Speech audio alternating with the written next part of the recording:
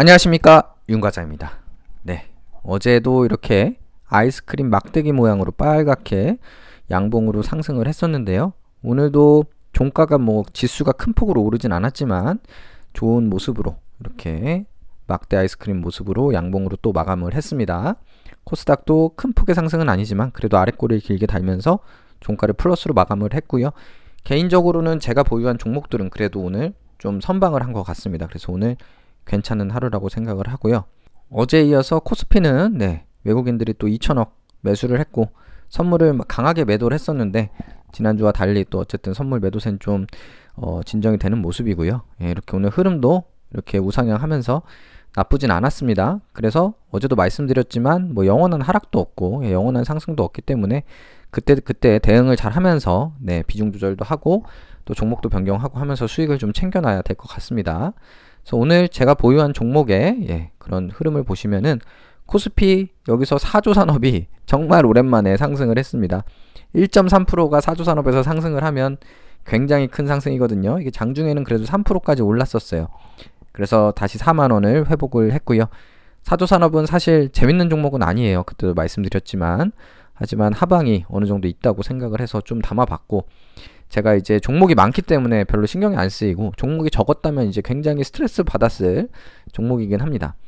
DLENCU도 조금 올랐고 나머지도 큰 폭은 아니지만 전부 조금씩 좀 상승한 종목들이 많았고 비록 이제 하락한 종목도 있기는 했지만 오늘 전반적으로 상승한 게 많았다. 그리고 코스닥 종목도 보시다시피 ENF 테크놀로지도 2.8% 상승했고요.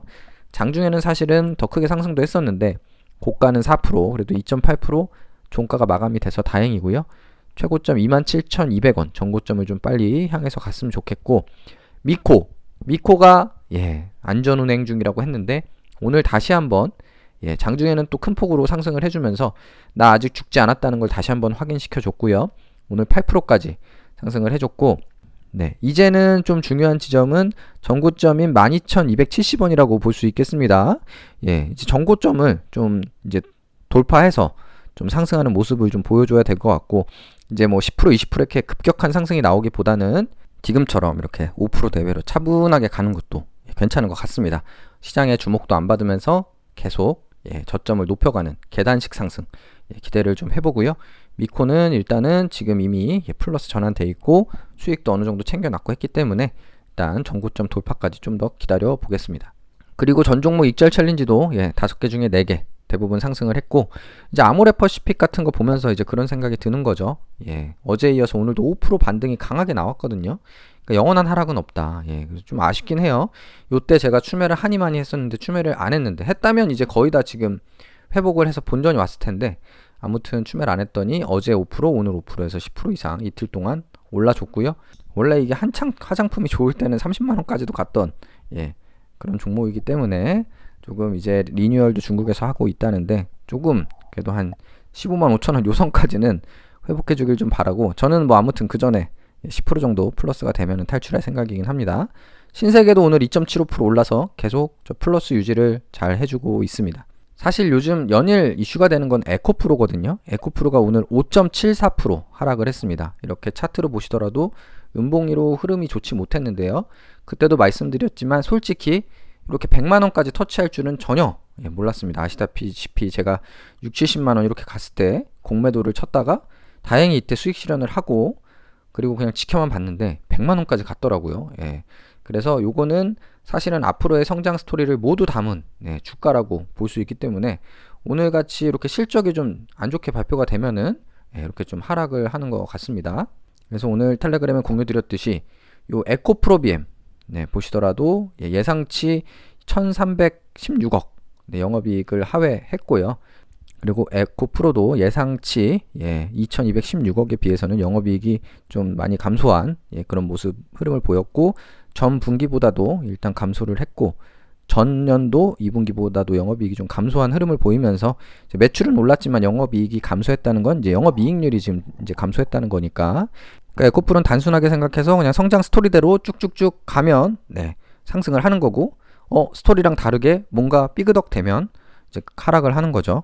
물론 지금 이제 수익을 잘 보고 있기 때문에 뭐 극단적인 하락은 나올 것 같지 않습니다. 예를 들면 예전에 SKIT 테크놀로지가 SKI 테크놀로지가 상장 이후에 적자를 발표하면서 완전히 성장 스토리가 구라였네 하면서 급락을 했는데, 뭐 이제 에코프로는 지금 어쨌든 수천억의 수익을 연간 보고 있는 종목이기 때문에 이런 일은 일어나지 않겠지만, 아무튼 시장의 충격은 이제 오늘같이 좀 올 수 있다. 그리고 성장 스토리가 다시 확인되면 또 이렇게 SKIT처럼 우상향하는 흐름을 보이고, 결국은 이제 성장주는 그런 운명이고요.